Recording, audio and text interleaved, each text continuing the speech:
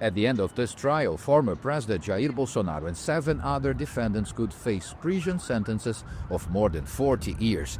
They stand accused of attempting a coup d'etat and several associated crimes. Judging them, a panel of 5 Supreme Court justices. The first to speak was Alexandre de Moraes, the judge who's led the case and now has to present a report to his peers. The country and the Supreme Court can only lament that in Brazil's Republican history, there has once again been an attempt at a coup d'etat, an attack against the institutions and democracy itself, with the intention of installing a state of exception and a true dictatorship.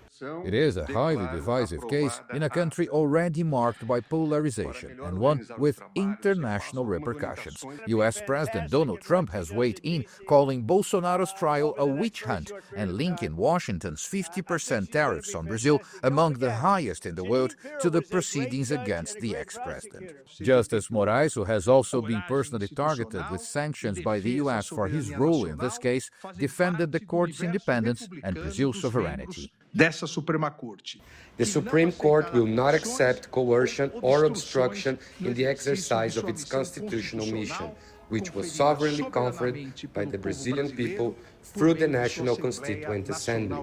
National sovereignty cannot, must not, and will never be violated, negotiated, or extorted, for it is one of the foundations of the Federative Republic of Brazil.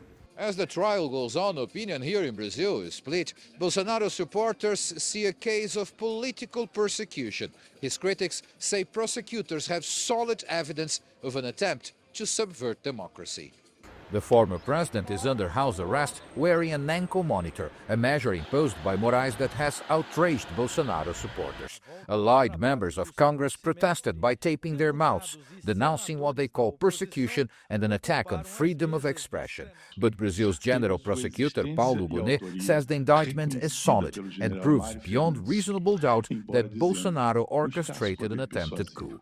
The charge includes the dramatic storming of Brazil's main government buildings in Brasília on January 8, 2023. The threat of violence and the violent acts that ensued show a sequence of actions with the goal of damaging democratic institutions. The trial is scheduled to run across multiple sessions, ending on September 12th. The country eagerly awaits the outcome.